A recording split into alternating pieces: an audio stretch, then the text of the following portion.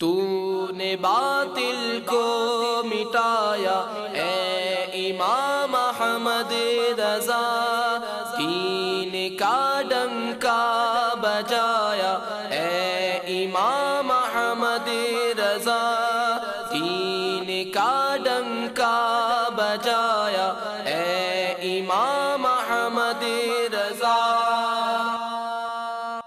الحمدللہ رب العالمین والصلاة والسلام علی سید الانبیاء والمرسلین، اما بعد فاعوذ باللہ من الشیطان الرجیم، بسم اللہ الرحمن الرحیم۔ محترم اور پیارے اسلامی بھائیوں، آج ہم اعلیٰ حضرت بحیثیت ماہر معاشیات کے عنوان پر بیان سنیں گے۔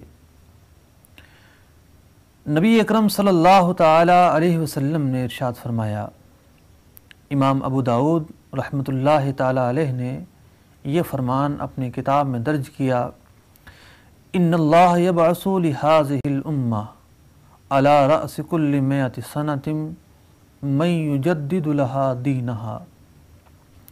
اللہ تعالی ہر صدی کے اختتام پر ایک شخص کو مبعوث کرتا ہے، پیدا کرتا ہے، جو دین کی تجدید نو کرتا ہے، دین کا احیاء کرتا ہے، جسے لوگ مجدد کا لقب دیتے ہیں۔ محترم اور پیارے اسلامی بھائیوں، یہ ایک مسلمہ حقیقت ہے کہ جس سے جتنا اعلیٰ کام لینا مقصود ہوتا ہے، اسے اتنی ہی زیادہ صلاحیتیں دی جاتی ہیں، اتنے ہی کمالات سے نوازا جاتا ہے۔ اگر ہم پہلی صدی کے مجدد سے لے کر 14ویں صدی کے مجدد تک ایک نظر دوڑائیں تو ہمیں یہ دیکھنے کو ملتا ہے کہ ان تمام حضرات قدسیہ نے اپنی خدمات کے ذریعے، اپنی صلاحیتوں کے ذریعے، اپنی شب و روز کی محنت کے ذریعے اپنے اپنے ادوار میں دین متین کی خدمت کی، اسلام کا دفاع کیا، مسلمانوں کو پستی سے نکالا۔ یہ پہلی صدی کے مجدد حضرت عمر بن عبدالعزیز رحمۃ اللہ تعالی علیہ ہوں، یا دوسری صدی کے مجدد امام شافعی رضی اللہ تعالی عنہ ہوں، یا تیسری صدی کے مجدد امام ابو الحسن اشعری ہوں، یا چوتھی صدی کے مجدد امام ابو بکر باقلانی یا ابو طیب سعلوکی ہوں، 5ویں صدی کے مجدد امام غزالی ہوں، یا کہ 6ٹھی صدی کے مجدد امام فخر الدین رازی رحمۃ اللہ تعالی علیہ ہوں، وہ 7ویں صدی کے مجدد امام تقی الدین ابن دقیق العید ہوں، یا کہ 8ویں صدی کے مجدد علامہ زین الدین عراقی یا علامہ شمس الدین جوزی ہوں، یہ 9ویں صدی کے مجدد امام جلال الدین سیوطی یا کہ امام شمس الدین سخاوی ہوں، یہ 10ویں صدی کے مجدد امام شہاب الدین رملی یا کہ ملا علی قاری رحمۃ اللہ تعالی علیہم ہوں، اور 11ویں صدی کے مجدد الف ثانی، یعنی 1000 سال بعد جو صدی شروع ہوئی ہے، مجدد الف ثانی، اس صدی کے مجدد شیخ احمد سرہندی ہوں، یا کہ 12ویں صدی کے مجدد بادشاہ عادل اورنگزیب بادشاہ ہوں، یا کہ 13ویں صدی کے مجدد حضرت محدث عبدالعزیز محدث دہلوی رحمۃ اللہ تعالی علیہ ہوں۔ یہ تمام کی تمام وہ ہستیاں ہیں جنہوں نے اپنے خون جگر سے شجر اسلام کی آبیاری کی ہے، اپنی انتھک محنتوں اور کوششوں سے اسلام کے اس پودے کو سرسبز و شاداب کیا ہے۔ اسی طریقے سے 14ویں صدی کے مجدد امام اہل سنت، مجدد دین و ملت، شاہ امام احمد رضا خان علیہ رحمۃ الرحمن ہیں، جنہوں نے اس وقت آنکھ کھولی، مسلمانوں کو مذہبی طور پر، سیاسی طور پر، معاشرتی طور پر اقتصادی طور پر کمزور کیا جا رہا تھا، ایسے ماحول کے اندر 10 شوال المکرم 1272 سن ہجری بمطابق 14 جون 1856 میں امام اہل سنت رضی اللہ تعالی عنہ نے سرزمین بریلی میں آنکھ کھولی۔ آپ رضی اللہ تعالی عنہ نے دین اسلام کی خدمت اور عظمت مصطفیٰ صلی اللہ علیہ وسلم کی حفاظت کو اپنی زندگی کا حصہ بنایا۔ آپ کے سامنے ایک طرف دین اسلام کا دفاع تھا، دوسری طرف مسلمانوں کو پستی سے نکالنے کا عزم تھا۔ دین اسلام اور مسلمانوں کو جن جن خطرات کا سامنا کرنا پڑا، امام اہل سنت رضی اللہ تعالی عنہ نے ہر اس محاذ پر آ کر دین اسلام اور مسلمانوں کی خدمت کی، اپنے قلم کے ذریعے، اپنی تحریر کے ذریعے، اپنی کتابوں کے ذریعے مسلمانوں کو نظریات بھی عطا کیے۔ کوئی نئے نظریات نہیں تھے، اسلام ہی کے نظریات کا دفاع کیا۔ ہر دور میں اسلام پر حملے ہوتے ہیں، امام اہل سنت کے دور میں بھی ہوئے، بہت جانب سے ہوئے۔ آپ نے دفاع کیا، مسلمانوں کو جو مشکلات درپیش تھیں اس کا حل پیش کیا۔ جہاں آپ نے الکلمۃ الملہمہ لکھ کر فلاسفہ کا رد کیا، سبحان الصبح لکھ کر بارگاہ الوہیت کی تقدس کا تحفظ کیا، عصمت مصطفیٰ کی حفاظت پر اور تحفظ پر تمہید الایمان آپ نے تحریر فرمائی۔ وہیں اعلام الاعلام، الحجت المؤتمنہ، انفس الفکر فی قربان البکر لکھ کر سیاسی طور پر مسلمانوں کے اندر ایک بیداری پیدا کی، انہیں غفلت کی نیند سے جگایا۔ اس کے علاوہ فنی اور تحقیقی میدان کے اندر امام اہل سنت رضی اللہ تعالی عنہ کی جو خدمات ہیں اس کا ایک طویل سلسلہ ہے۔ ایسی تحقیقات آپ رضی اللہ تعالی عنہ نے پیش فرمائیں، آج تک جس کا جواب نہیں ملتا۔ پڑھنے والے جنہیں پڑھ کر اپنی علمی پیاس بجھاتے ہیں، آپ کی تحقیقات پر دنیا کی مشہور ترین یونیورسٹیوں میں پی ایچ ڈی کے مقالے لکھے جا رہے ہیں، ایم اے کی بنیاد پر تھیسس لکھے جا رہے ہیں۔ اتنی اعلیٰ اور عرفہ آپ کی تحقیقات ہیں، لگ بھگ 25 سے 30 یونیورسٹیز کے اندر کام ہو رہا ہے۔ جہاں دیگر میدانوں میں امام اہل سنت رضی اللہ تعالیٰ عنہ نے اپنی مہارت اور اپنی صلاحیتوں کو جوہر دکھائے، دین اسلام کی خدمت کی، مسلمانوں کی خدمت کی، وہیں علم معاشیات کے اندر بھی امام اہل سنت رضی اللہ تعالیٰ عنہ کی گراں قدر خدمات ہیں۔ محترم اور پیارے اسلامی بھائیوں، یہ سمجھنا غلط ہے کہ علم معاشیات دین سے ہٹ کر کوئی ایک الگ چیز ہے، نہیں۔ علم معاشیات دینی نظام ہی کا ایک حصہ ہے۔ قرآن مجید فرقان حمید نے بھی اس پر روشنی ڈالی ہے اور احادیث طیبہ مکمل طور پر ہماری اس نظام کے بارے میں رہنمائی کرتی ہیں۔ اسلام کا جو محصولات اور مصارف کا نظام ہے، علم معاشیات کے میدان میں مہارت کا منہ بولتا ثبوت ہے۔ فقہاء کرام نے اولین دور ہی سے علم معاشیات کے اندر تحقیقات اور اس فن پر کتابیں لکھنے کو اپنا شعار بنایا۔ امام محمد رحمۃ اللہ تعالی علیہ سے کسی نے کہا کہ جناب آپ علم زہد پر کوئی کتاب لکھ دیں۔ آپ نے فرمایا کہ میں نے بیو کے موضوع پر، یعنی خرید و فروخت کے موضوع پر ایک کتاب لکھ تو دی ہے، یعنی اگر خرید و فروخت کے معاملات میں امانت سے کام لیا جائے تو یہی ایک بہت بڑا زہد ہے، اور یہ کتاب الکسب کے نام سے جانی جاتی ہے۔ اسلامی تعلیمات کے اندر، اسلامی جو دینی علوم اور فنون ہیں، ان کے اندر بھی معاشیات کے مختلف پہلوؤں پر مکمل بحث کی جاتی ہے، لیکن فرق صرف مقصد کا ہے۔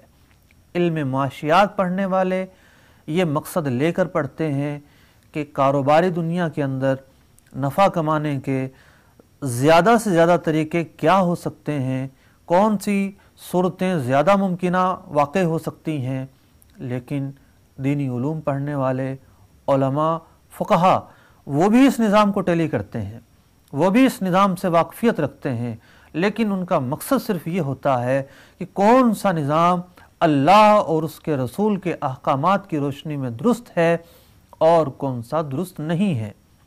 تو امام اہل سنت رضی اللہ تعالیٰ عنہ آپ کے سامنے معاشی میدان میں دو ہدف تھے، دو طرح کی دشواریاں اور خطرات آپ کے سامنے تھیں۔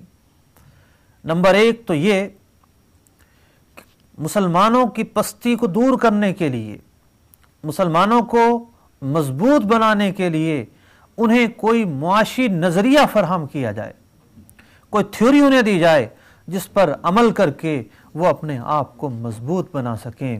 تھیوری اور نظریے کی بہت بڑی اہمیت ہوتی ہے۔ جس قوم کے پاس کوئی نظریہ اور تھیوری نہ ہو وہ کبھی اپنا نصب العین مقرر نہیں کر سکتی، اپنے منزل کا تعین نہیں کر سکتی۔ امام اہل سنت رضی اللہ تعالیٰ عنہ نے رسالہ تدبیر فلاح و نجات و اصلاح لکھ کر ایک 4 نکاتی معاشی فارمولہ پیش کیا، اور جس میں مسلمانوں کی پستی کا حل موجود تھا۔ اس رسالے کے بارے میں تفصیل سے گفتگو باقی ہے۔ دوسرا ہدف جو آپ کے سامنے تھا وہ یہ تھا کہ دوسری جنگ عظیم کے بعد دنیا معاشی نظام کی طرف متوجہ ہو چکی تھی، اور نئی نئی تبدیلیاں اس نظام کے اندر آ رہی تھیں، نئے نئے سسٹم متعارف ہو رہے تھے۔ یہ سسٹم جب علماء کے سامنے آئے، جب علماء سے ان کا شرعی حل پوچھا گیا، تو یہ علماء پر ایک بہت ہی دشوار بات تھی، تحقیق طلب بات تھی۔ مسلمانوں کو ان نظام کے بارے میں، اس نئے طریقہ کار کے بارے میں آگاہ کرنا علماء کے ذمے ایک فریضہ تھا۔ امام اہل سنت رضی اللہ تعالیٰ عنہ نے جس ماحول میں آنکھ کھولی، مسلمانوں کے ان مسائل کا شرعی حل بتانے والے بہت کم لوگ تھے۔ بہت سارے لوگ ایسے تھے کہ جو ان نئے نظام کو سمجھ نہیں پائے، یا تو وہ علم معاشیات سے واقفیت نہیں رکھتے تھے، یا پھر علم فقہ سے انہیں کوئی شناسائی نہیں تھی۔ انہوں نے بہت سارے نظاموں کو غیر شرعی قرار دیا۔ مثال کے طور پر پہلے کے لوگ سونے اور چاندی کو کرنسی کے طور پر یوز کرتے تھے، زیادہ سے زیادہ پیتل، تانبے یا کانسی کے سکے ہوتے تھے جو کرنسی کے طور پر یوز کیے جاتے تھے۔ لیکن جب نوٹ ایجاد ہوا، کاغذ کی کرنسی ایجاد ہوئی، تو بہت سارے نئے سوالات پیدا ہوئے کہ کاغذ کا یہ پرزہ، کاغذ کی یہ رسید، کاغذ کا یہ نوٹ کرنسی بن سکتا ہے یا نہیں، اس پر زکوٰۃ ہوگی یا نہیں، یہ مہر میں ادا کیا جا سکتا ہے یا نہیں، یہ متعین ہے یا غیر متعین، نقود کی جنس میں ہے یا نہیں۔ بہت سارے سوالات علماء کے سامنے تھے، اور اس وقت بہت سارے لوگ ایسے تھے جو نوٹ کو کرنسی ماننے سے انکار کر رہے تھے۔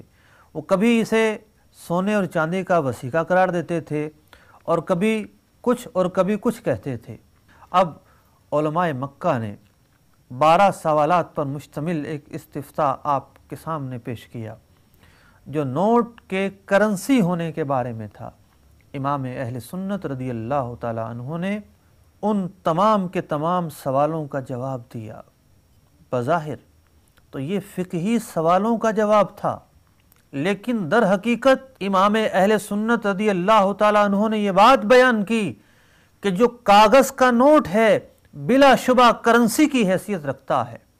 اس دور کے اندر، آج سے تقریباً 90 سال پہلے، جب بڑے بڑے نامور لوگ نوٹ کو کرنسی قرار دینے سے انکار کر رہے تھے، امام اہل سنت رضی اللہ تعالیٰ عنہ نے اصول و ضوابط کی روشنی میں، فقہی جزیات کی روشنی میں، قرآن و حدیث کی روشنی میں اس مشکل کا، اس دشوار مسئلے کا ایک قابل تسلیم حل پیش کیا۔ یہ آپ کی فقاہت کا منہ بولتا ثبوت ہے۔ اسی طریقے سے ہمارے آج کے نظام کے اندر رقوم کی ترسیل کے مختلف طریقہ کار موجود ہیں۔ بینکوں کے ذریعے رقمیں ایک ملک سے دوسرے ملک بھیجی جاتی ہیں، نجی طور پر حوالے اور ہنڈی کا کام ہوتا ہے، ڈاک خانوں کے ذریعے منی آرڈر کے ذریعے بھیجی جاتی ہیں، اور معاشیات سے وابستہ افراد یہ سمجھ سکتے ہیں کہ رقوم کی منتقلی کتنا اہم معاشی مسئلہ ہے اور اس کی کتنی افادیت اور کتنی اہمیت ہے۔ امام اہل سنت رضی اللہ تعالیٰ عنہ کے دور میں اس حوالے سے دو پیچیدگیاں تھیں۔ ایک تو یہ تھی کہ آج جس طرح حوالے اور ہنڈی کا کام ہوتا ہے، اس سے بہت قریب ہنڈی کا ایک طریقہ کار تھا، لیکن اس میں رقم لے کر جائی جاتی تھی۔ یہ نہیں ہوتا تھا کہ یہاں سے کوئی فون کرے تو وہاں رقم کی ڈیلیوری ہو جائے۔ پرانے طریقہ کار میں جسے فقہا نے صفاتج کہا ہے، رقم لے کر جائی جاتی تھی، اور اس صورت کو فقہا نے غیر شرعی قرار دیا۔ اعلیٰ حضرت امام اہل سنت رضی اللہ تعالیٰ عنہ نے المنہ والدرر رسالے میں، جو کہ 19ویں جلد میں موجود ہے، صفاتج جس کو فقہا غیر شرعی قرار دیتے تھے، آپ نے اس کا ایک ایسا طریقہ بیان کیا جو شریعت سے نہیں ٹکراتا تھا۔ رقوم کی اس ترسیلی نظام پر آپ نے جواز کی ایک صورت بیان کی۔ اسی طریقے سے جب ڈاک خانہ وجود میں آیا، منی آرڈر کے ذریعے ایک باقاعدہ نظام کے تحت رقم یہاں سے وہاں بھیجی جانے لگی، تو اس وقت کے فقہا کے سامنے جب یہ سوال کیا گیا کہ یہ طریقہ کار آیا شرعی طور پر قابل قبول ہے یا نہیں، بہت بڑے بڑے نامور لوگوں نے اس طریقہ کار کو سودی طریقہ قرار دیا، اسے غیر شرعی قرار دیا، اسے ناجائز قرار دیا۔ امام اہل سنت رضی اللہ تعالیٰ عنہ کے سامنے جب یہ سوالات آئے، آپ نے اس طریقہ کار کو دیکھا، اس پر ہونے والے اشکالات کا جائزہ لیا۔ المنہ والدرر رسالے کے اندر آپ نے اس تمام طریقے کو بیان کیا، اس پر ہونے والے اشکالات کو بیان کیا، اور پھر ہر اشکال کا علمی حل بیان کیا، اور یہ ثابت کیا کہ شریعت کی نگاہ سے، فقہاء کرام کے جزیات کی روشنی میں یہ طریقہ مطابق شریعت ہے، جائز ہے۔ منی آرڈر کے نظام کو سودی نظام کہنا غلط ہے۔ معاشی میدان کے اندر امام اہل سنت رضی اللہ تعالیٰ عنہ کی جو نظر ہے، جو آپ کا مقام ہے، جو آپ کی ایک علمی بلندی ہے، اس کا اندازہ ان تین باتوں سے لگایا جا سکتا ہے کہ آپ نے معاشی نظریے کے اندر تدبیر فلاح کتاب لکھ کر مسلمانوں کی مدد کی، کفل الفقیہ الفاہم لکھ کر خالصتاً بینکنگ کے اس مسئلے پر گفتگو کی کہ نوٹ جو ہے وہ کرنسی ہے یا نہیں، رقوم کی ترسیل کے نظام پر، منی آرڈر کے نظام پر، رقمیں یہاں سے وہاں بھیجے جانے کے نظام پر المنہ والدرر رسالہ لکھ کر اس معاشی میدان کے اندر مسلمانوں کی مدد کی، اور جن چیزوں کی مسلمانوں کو دشواری تھی، جن پر وہ تشویش کا شکار تھے، انہیں شرعی حل پیش کیا۔ یہ میں نے ایک اجمالی طور پر تین باتیں بیان کی ہیں، تین رسائل کا حوالہ دیا ہے، ورنہ ہر رسالے پر تفصیل سے گفتگو کی جا سکتی ہے۔ آج میں تفصیل سے گفتگو صرف امام اہل سنت کے رسالے تدبیر فلاح و نجات و اصلاح پر کروں گا۔ رسالہ تدبیر فلاح، امام اہل سنت رضی اللہ تعالیٰ عنہ نے اس رسالے میں اس وقت کے مسلمانوں کے لیے ایک اقتصادی اور معاشی نظریہ پیش کیا، اور اس نظریے کی بنیاد 4 نکات پر رکھی۔ پہلا نقطہ آپ نے یہ پیش کیا کہ اولاً باستثناء ان معدود باتوں کے جن میں حکومت کی دست اندازی ہو، وہ اپنے تمام معاملات اپنے ہاتھ میں لیتے، اپنے سب مقامات اپنے آپ فیصل کرتے۔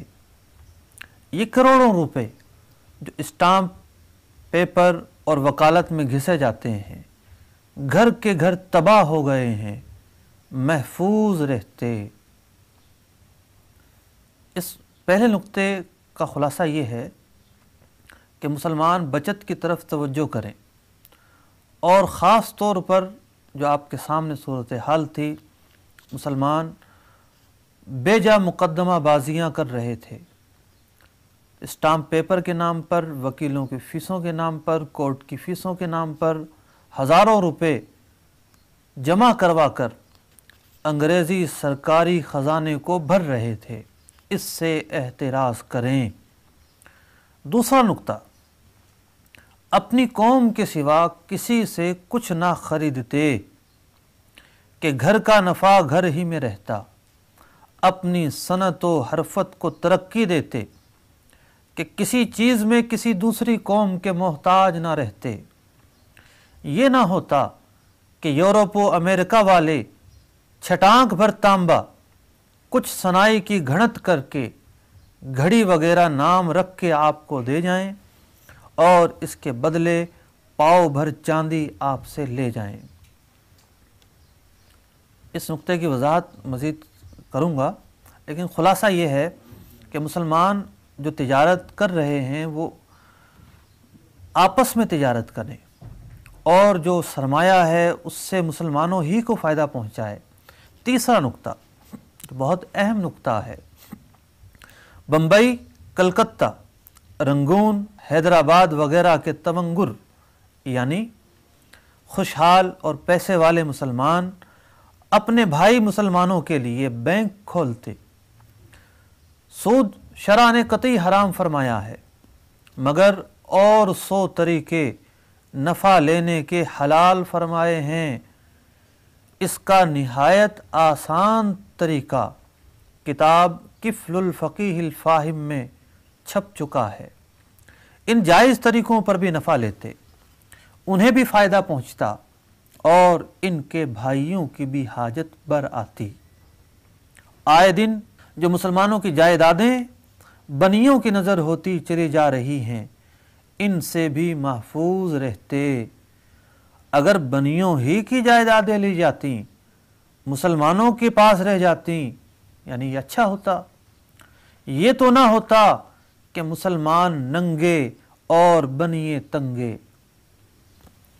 اس نقطے کے اندر امام اہل سنت رضی اللہ تعالی عنہ نے یہ نظریہ پیش کیا ہے کہ مسلمان جو مخیر حضرات ہیں، سیٹھ حضرات ہیں، پیسے والے لوگ ہیں، وہ نجی طور پر مسلمانوں کو سرمایہ فراہم کریں اور اسلامی طریقے کے مطابق تھوڑا بہت نفع لیں، ایک بینک کھولیں، مختلف جگہوں پر مسلمانوں کو سرمایہ فراہم ہو اور یہ نفع لیں۔ جو طریقہ کار امام اہل سنت نے بیان کیا ہے، آج کی ماڈرن معاشیات اس طریقہ کار کو مائکرو فائنانس بینکنگ کہتی ہے۔ یہ وہی نظام ہے جس پر بنگلہ دیش کے ایک شخص کو یہ نظریہ پیش کرنے پر نوبل انعام مل چکا ہے۔ آج سے تقریباً 90 سال پہلے امام اہل سنت رضی اللہ تعالیٰ عنہ نے مائکرو فائنانس بینکنگ، اسلامی بینکنگ کا تصور پیش کیا۔ چوتھا نقطہ، آپ فرماتے ہیں سب سے زیادہ اہم، سب کی جان، سب کی اصل اعظم وہ دین متین تھا جس کی رسی مضبوط تھامنے نے اگلوں کو ان مدارج عالیہ پر پہنچایا، چار دانگ عالم میں ان کی ہیبت کا سکہ بٹھایا، نان شبینہ کے محتاجوں کو بلند تاجوں کا مالک بنایا۔ مطلب یہ کہ پچھلی اقوام نے دین کی پاسداری کی، دین کو مضبوطی سے تھامے رکھا، تو ہر میدان میں انہوں نے اپنی صلاحیتوں کے جوہر دکھائے۔ گو کہ یہ نظریات معاشیات کے متعلق بیان کیے جا رہے ہیں، لیکن یہ تعجب کی بات ہے کہ چوتھا جو نقطہ ہے، یہ اس میں علم دین سیکھنے اور اس پر عمل کرنے کا درس دیا گیا ہے۔ دراصل امام اہل سنت رضی اللہ تعالیٰ عنہ اس بات کی تلقین کر رہے ہیں کہ جب تک پچھلی اقوام نے دین کو مضبوطی سے تھامے رکھا، دنیا کے ہر محاذ پر وہ کامیاب رہیں۔ اگر معاشی کامیابی چاہتے ہو تو اس میدان میں کامیابی بھی اسی وقت مل سکتی ہے جب دین متین کو مضبوطی سے تھاما جائے۔ تو یہ 4 نکات امام اہل سنت رضی اللہ تعالیٰ عنہ نے پیش فرمائے۔ آئیے اب ان چاروں نکات کو تفصیل کے ساتھ دیکھتے ہیں۔ محترم اور پیارے اسلامی بھائیوں، پہلا نقطہ یہ تھا کہ جن معاملات کے اندر حکومت کی مداخلت نہیں ہے یا مسلمان اس مداخلت سے بچ سکتے ہیں، انگریز کی حکومت تھی تو مسلمانوں کو چاہیے کہ بلا وجہ وہ حکومت کو انوالو نہ کریں، اپنے معاملات از خود حل کریں۔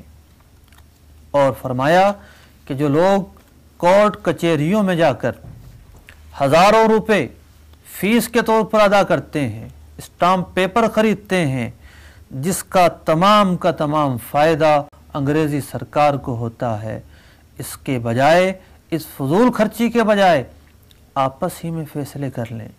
اگر آپس میں 2 آنے کا نقصان بھی ہو رہا ہے تو وہاں جا کر ہزاروں روپے کا نقصان نہ کریں۔ مثال اگرچہ کہ اس میں ایک خاص دی گئی ہے، کورٹ کچہریوں سے بچنے کی ترغیب ہے، لیکن در حقیقت یہ نقطہ بچت پر مشتمل ہے۔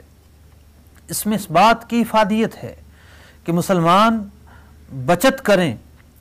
بچت کسی بھی معاشی نظام کی بنیادی اکائی ہے۔ جہاں بچت نہیں ہوتی ان معاشروں کے اندر ترقی نہیں ہوتی۔ 1912 کے اندر امام اہل سنت رضی اللہ تعالیٰ عنہ نے یہ نظریہ پیش کیا۔ اس دور میں علم اقتصادیات اتنا عام نہیں ہوا تھا، خاص طور پر بر صغیر کے لوگ اس میں اتنی دلچسپی نہیں رکھتے تھے، یہاں تک کہ یورپ، امریکہ اور دیگر ممالک کے لوگ بھی اتنی زیادہ دلچسپی سے اس مضمون کو نہیں پڑھتے تھے۔ علم اقتصادیات کے اندر لوگوں اور حکومتوں کا انوالو ہونا، ان کی دلچسپی 1930 کی کساد بازاری کے بعد دیکھنے میں آئی، جب پورے کے پورے عالم کو کساد بازاری نے اپنی لپیٹ میں لے لیا تھا۔ اس بات کی ضرورت محسوس کی گئی کہ کوئی نیا نظریہ وجود میں آئے جو عالم کی معیشت کو سہارا دے۔ بالآخر 1932 میں ایک انگریز ماہر اقتصادیات جے ایم کینز نے اپنا مشہور زمانہ نظریہ روزگار پیش کیا، نظریہ روزگار و آمدنی، جو کہ اقتصادیات کے میدان میں ایک انقلابی حیثیت رکھتا ہے۔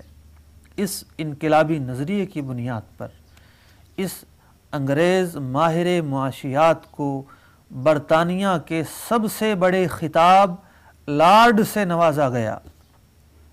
اس نظریے کے اندر کیا چیز بیان کی گئی تھی؟ کیا ایسی خوبی تھی جس کو تمام کے تمام عالم نے سراہا؟ یہ نظریہ 1932 میں پیش کیا گیا۔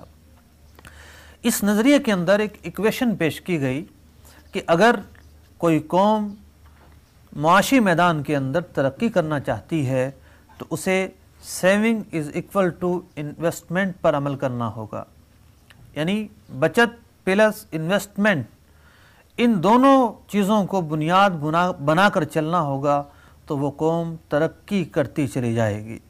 جب تک یہ شرط پوری ہوگی سرمایہ دارانہ معیشت میں توازن برقرار رہے گا، اور جہاں ان دونوں ہی چیزوں میں عدم مساوات پیدا ہو جائے تو معیشت کا توازن بگڑ جائے گا، معاشرہ یا تو کساد بازاری کا شکار ہو جائے گا یا پھر افراط زر کا شکار ہو جائے گا۔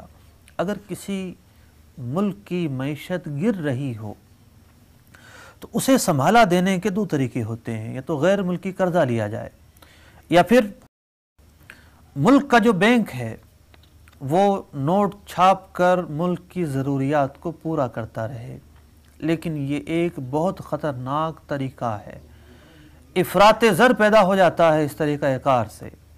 سب سے بہتر طریقہ یہ ہے، قرضوں کا طریقہ بھی بوجھ بنتا ہے، نوٹ چھاپنے کا طریقہ بھی مارکیٹ میں افراط زر پیدا کرتا ہے۔ سب سے بہترین طریقہ جسے آج کے ماہر معاشیات بھی کامیاب طریقہ کہتے ہیں وہ یہ ہے کہ اقوام بچت پیدا کریں، اپنی آمدنی کا ایک بڑا حصہ بچت میں رکھیں اور اس بچت کے ذریعے مزید سرمایہ کاری کرتے رہیں۔ اور اگر آج دیکھا جائے تو وہ ممالک جو ترقی پذیر نہیں ہیں، پسماندہ ممالک ہیں، ان کے پسماندہ ہونے کی وجہ یہ ہے کہ ان کے جو لوگ اس معاشرے میں رہنے والے ہیں ان کی آمدنیاں بہت قلیل ہیں، وہ بچت کر ہی نہیں پاتے کہ اس بچت سے سرمایہ داری کریں، جو کماتے ہیں کھانے پینے میں پورا ہو جاتا ہے۔ اس کے برخلاف جن ممالک میں آمدنی زیادہ ہے وہاں کے لوگ بچت بھی زیادہ کرتے ہیں، جب بچت زیادہ کرتے ہیں تو سرمایہ کاری بھی زیادہ کرتے ہیں۔ جب ملک میں سرمایہ کاری زیادہ ہوتی ہے تو ملک کی معیشت، ملک کی معاشی ترقی روز بروز بڑھتی چلی جاتی ہے۔ گو کہ 1932 کے اندر یہ نظریہ پیش کیا کہ ملک کی ترقی صرف اور صرف بچت پلس سرمایہ کاری سے ہو سکتی ہے، لیکن امام اہل سنت رضی اللہ تعالیٰ عنہ نے 1912 کے اندر اپنے معاشی جو فارمولہ تھا اس کا پہلا نقطہ ہی اس چیز کو بنایا کہ مسلمانوں کو بچت کرنا ہوگی۔ اگر یہ معاشی میدان کے اندر تنزل سے نکلنا چاہتے ہیں، معاشی میدان کے اندر اپنے آپ کو مضبوط کرنا چاہتے ہیں، تو مسلمانوں کو اقتصادی طور پر مضبوط بننا ہوگا، اور یہ راستہ صرف اور صرف بچت کے ذریعے حاصل کیا جا سکتا ہے۔ جو زائد اخراجات ہیں، جو فضول قسم کے معاملات ہیں، ان سے اپنے آپ کو بچا کر اپنے سرمایہ کو محفوظ رکھ کر کیا جا سکتا ہے۔ پہلا نقطہ ہے سرمایہ کو محفوظ کرنا۔ دیگر نقطوں کے اندر امام اہل سنت رضی اللہ تعالیٰ عنہ اس بات کو بیان کر رہے ہیں کہ اب اپنے اس محفوظ سرمایہ کو استعمال کس طرح کرنا ہے۔ یہ تمام کے تمام جو تفصیل میں نے بیان کی، اس کی روشنی میں علم معاشیات کے میدان میں امام اہل سنت رضی اللہ تعالیٰ عنہ کی شخصیت کو دیکھا جا سکتا ہے۔ آپ کی شخصیت علم معاشیات کے میدان میں کس قدر اہمیت کی حامل ہے۔ مسلمانوں کے لیے آپ اس دور کے اندر ایک قابل قبول حل پیش کر رہے ہیں، وہ حل پیش کر رہے ہیں کہ جو دوسروں نے بعد میں اپنایا، دوسروں نے جس سے بعد میں مدد لی، امام اہل سنت رضی اللہ تعالیٰ عنہ نے 1912 میں یہ حل پیش فرما دیا۔ آئیے اب دوسرے نقطے کی طرف چلتے ہیں۔ دوسرے نقطے میں امام اہل سنت رضی اللہ تعالیٰ عنہ نے یہ بیان کیا کہ مسلمان جب ان کے پاس سرمایہ جمع ہو گیا، ایک بچت جمع ہو گئی، اب اسے خرچ کرنے کا معاملہ ہے۔ خرچ دو طریقے سے کرنا ہوتا ہے، تو اپنی ضرورت کی چیزیں خریدنی ہوتی ہیں یا پھر تجارت کرنا ہوتی ہے۔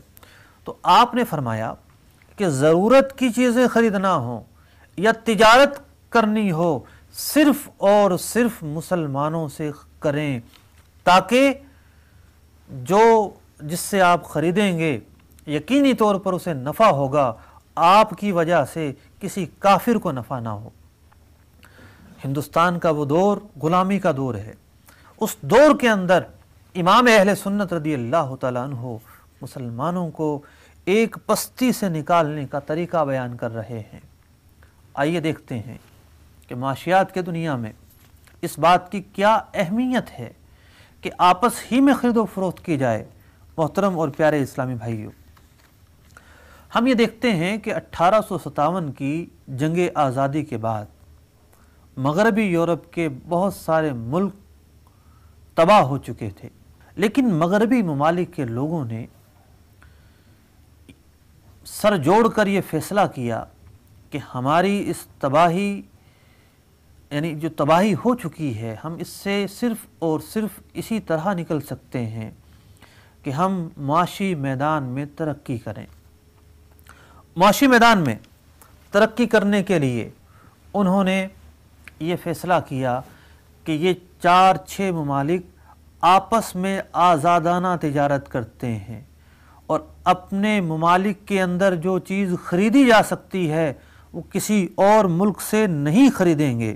جب انہوں نے یہ طریقہ اپنایا اور مشترکہ منڈیوں کا قیام کیا تو پھر यूरोपियन कॉमन मार्केट के वजूद में आने के बाद ये मुल्क आहिस्ता आहिस्ता तरक्की करते चले गए, यहाँ तक कि आज इनकी अक़वाम को ये एहसास तक नहीं होता कि हमारे ये मुल्क किसी दौर में तबाह हो चुके थे। तो इन्होंने तो बहुत बाद में ये तरीक़ा इख्तियार किया, लेकिन इमाम अहले सुन्नत रज़ी अल्लाह तआला अन्हु ने मुसलमानों को बहुत पहले ही ये दर्स दे दिया कि अगर कामयाब होना है तो अपना फ़ायदा अपनों ही को पहुँचाया जाए, इसी में बेहतरी है। आज दुनिया के अंदर तिजारत के दो ही तरीक़ाकार हैं। नंबर एक, आज़ादाना तौर पर तिजारत होती है, तमाम मुल्क एक दूसरे से आज़ादाना तौर पर ख़रीद व फ़रोख्त करते हैं। और दूसरा ये है कि बाद ममालिक ने, जिस तरह यूरोप की कंट्रीज़ में यूरो को जो है वो एक करेंसी बनाया गया है, मुश्तरका तौर पर ये कई ममालिक के लिए एक ही करेंसी है। और आज हम देख रहे हैं कि एक कामयाब तरीक़ाकार है कि वो मुल्क आपस ही में एक दूसरे से ख़रीद व फ़रोख्त करते हैं, बाहर से कोई चीज़ नहीं मंगवाते। गो के मुसलमान आज के इस दौर में बहुत सारी चीज़ों के अंदर दिगर ममालिक से ख़रीद व फ़रोख्त के मोहताज हैं, लेकिन बहुत सारी चीज़ें ऐसी भी हैं, अगर मुसलमान आज भी एक कॉमन मार्केट वजूद में लाएं और मुश्तरका तौर पर तमाम मुसलमान ममालिक आपस में ख़रीद व फ़रोख्त करें, इन ममालिक में जो चीज़ होती हैं वो दूसरे ममालिक से ना ख़रीदें, तो आज भी मुसलमान जिस पस्ती का शिकार हैं उससे निकल सकते हैं। इमाम अहले सुन्नत रज़ी अल्लाह तआला अन्हु ने 1912 के अंदर मुसलमानों को ये हल पेश किया। आप कुढ़ते रहते थे, मुसलमानों की गफलत से आपको बड़ी तशवीश होती थी कि ये कैसे नादान लोग हैं, तिजारत से दूर भागते हैं, हालांकि तिजारत में बहुत फ़ायदे हैं। इन लोगों की बस सिर्फ़ यही सोच है कि सरकारी मुलाजमत की जाए, हालांकि उसमें फ़वाइद बहुत कम होते हैं। इस नुक्ते पर तबसरा करते हुए, इसकी इफ़ादियत बयान करते हुए ख़ुद इमाम अहले सुन्नत रज़ी अल्लाह तआला अन्हु लिखते हैं कि हालत ये है कि ख़ानदानी लोग हरफत व तिजारत को ऐब समझते हैं और ज़िल्लत की नौकरियां करने, ठोकरें खाने, हराम काम करने, हराम माल खाने को फ़ख्र इज़्ज़त, और जो लोग तिजारत करें, यानी एक तो तिजारत की तरफ आते ही नहीं हैं, और जो लोग तिजारत करते हैं उन्हें तिजारत के उसूल नहीं आते। हिंदू और बनिए ये करते हैं कि एक आने पर काम करते हैं, यानी चंद पैसों पर काम करते हैं, और मुसलमान ये चाहता है कि मैं चवन्नी पर काम करूं, मैं ज़्यादा नफ़ा लेकर काम करूं। वो लोग तिजारत के इस उसूल को समझते हैं कि जितने कम नफ़े पर काम होगा उतनी ज़्यादा तिजारत कामयाब होगी, और ज़्यादा नफ़ा लेकर कभी तिजारत कामयाब नहीं होती। आप फरमा रहे हैं, और जो तिजारत करें भी तो ख़रीदार को इतना हिस्स नहीं, अपनी ही कौम से ख़रीदें, अगरचे अपना पैसा ज़ायद सही, नफ़ा है तो मुसलमान भाई का। अहले यूरोप को देखा है कि देसी माल अगरचे विलायती की मिसल और सस्ता भी हो, हरगिज़ ना लेंगे, और विलायती गिरा ख़रीदेंगे, महंगा ख़रीद लेंगे।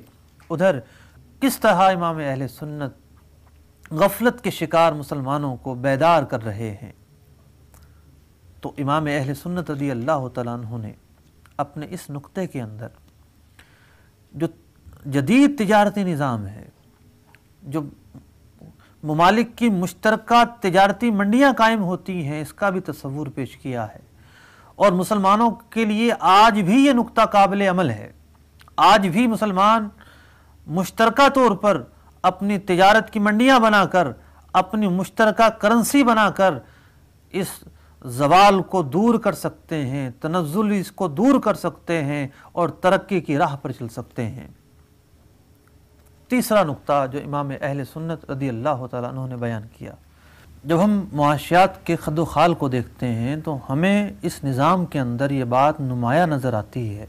अमीर अमीर से अमीर तर होता चला जा रहा है, और गरीब वहीं का वहीं खड़ा है।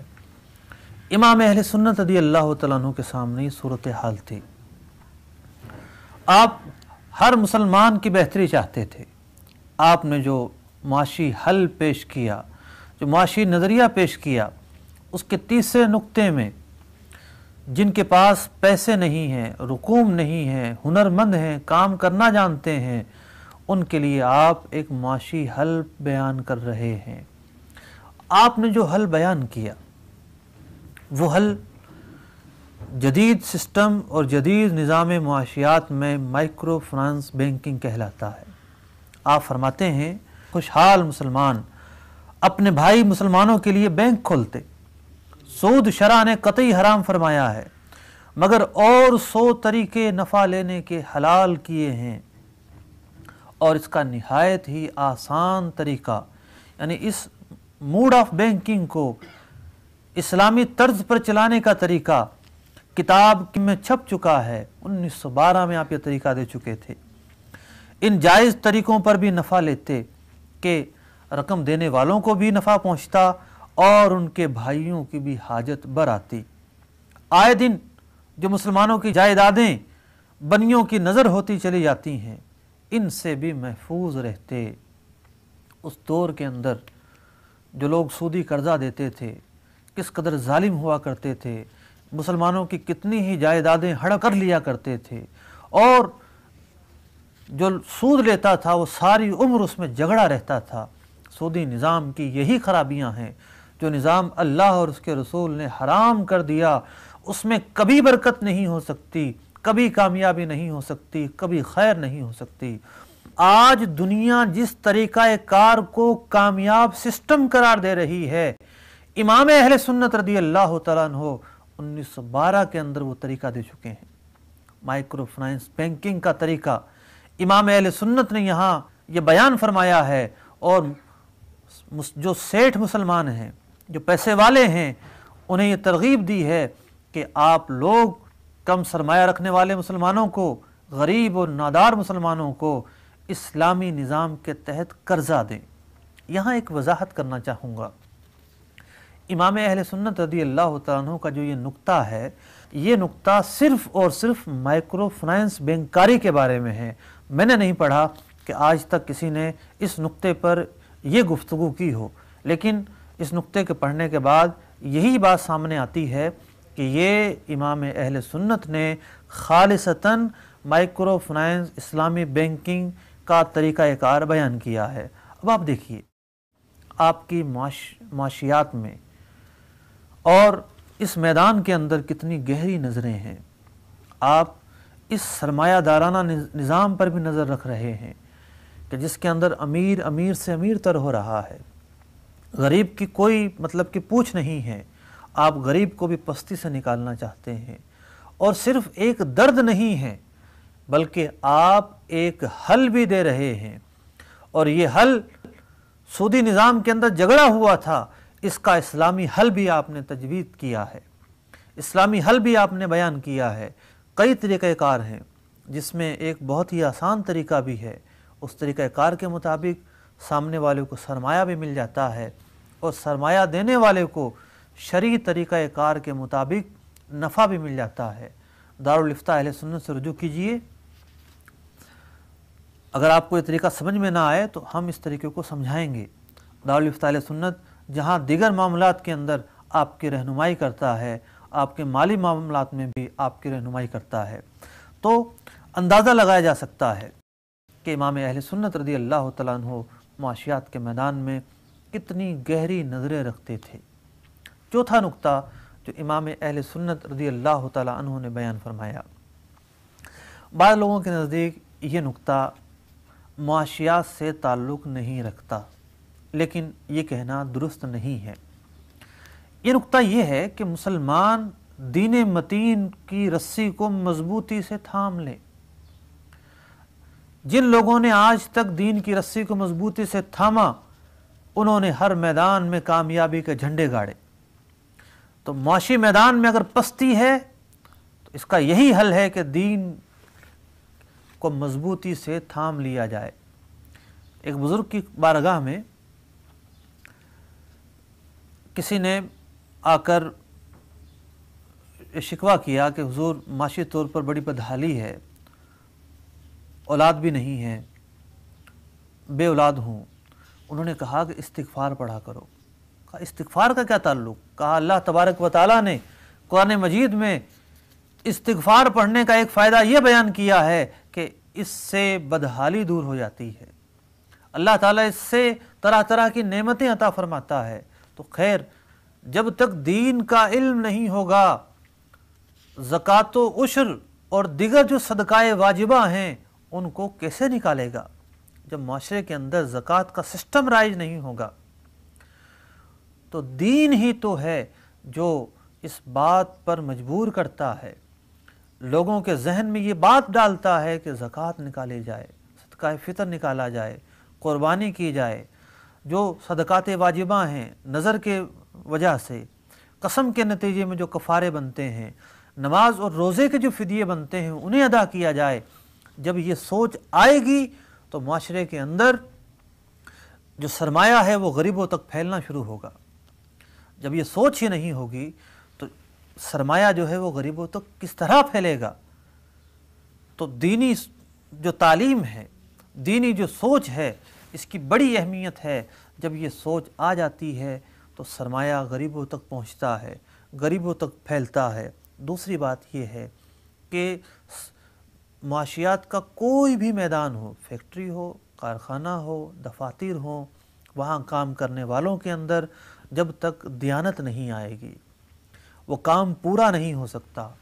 جس قوم کے اندر کاہلی ہو، کام چرانا جس کی عادت ہو، اپنے کام کے اندر بددیانتی کرنا جس کا شیوا ہو، وہ کیسے ترقی کر سکتی ہے؟ اور ان خرابیوں سے جو بچاؤ کی صورت ہے وہ علم دین ہے، اللہ کا خوف ہے۔ کوئی دیکھے یا نہ دیکھے، جب یہ تصور آ جائے کہ میرا رب تو مجھے دیکھ رہا ہے تو بندہ خود ہی دیانتداری کو اختیار کر لیتا ہے۔ تو یہ نقطہ بھی معاشی ہی نقطہ ہے، معاشی میدان کے اندر اس نقطے پر چل کر کامیابی حاصل کی جا سکتی ہے۔ تو یہ 4 نکاتی فارمولہ امام اہل سنت رضی اللہ تعالیٰ عنہ نے بیان فرمایا۔ نہ صرف بیان فرمایا، کوئی یہ نہ سمجھے کہ بے خیالی کے عالم میں امام اہل سنت نے 4 باتیں لکھ دی ہیں، نہیں، پورا ایک رسالہ اس موضوع پر تصنیف کیا، تدبیر فلاح و نجات و اصلاح اس کا نام رکھا، یعنی فلاح چاہتے ہو تو اس نقطے پر عمل کیا جائے۔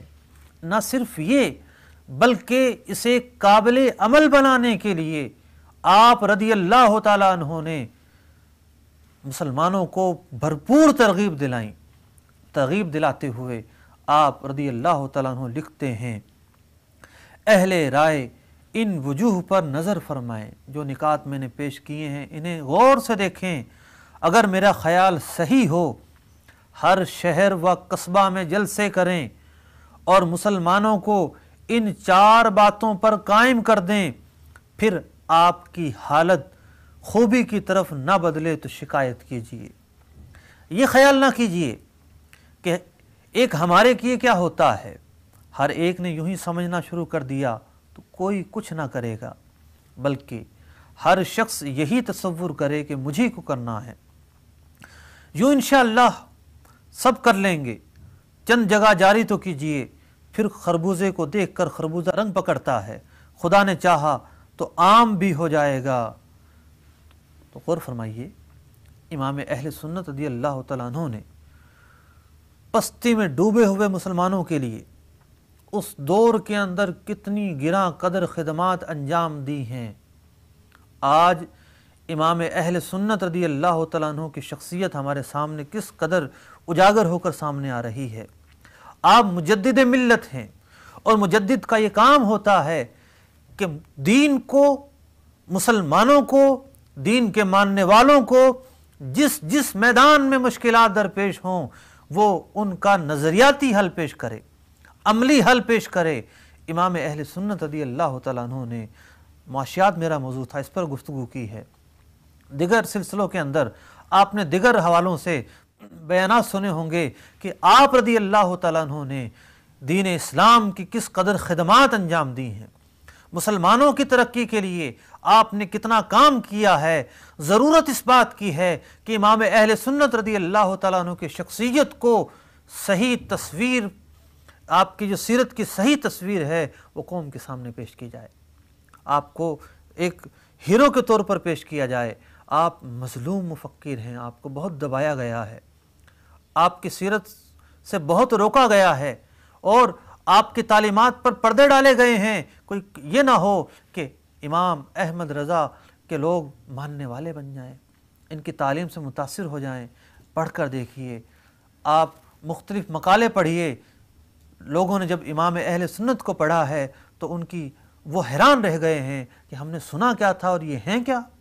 اللہ تبارک و تعالی اس مجدد دین و ملت کے صدقے ہماری تمنائیں پوری فرمائے، اور آج مسلمانوں کے اندر جو پستی کا عالم ہے، امام اہل سنت کے درد کا واسطہ، امام اہل سنت کی دعاؤں اور کڑھن کا واسطہ اللہ تبارک و تعالی آج کے مسلمانوں کو ترقی، کمال اور عروج عطا فرمائے۔ آمین بجاہ النبی الامین صلی اللہ علیہ وسلم۔ تو نے باطل کو مٹایا اے امام احمد رضا، دین کا ڈنکا بجایا اے امام احمد رضا، دین کا ڈنکا بجایا اے امام احمد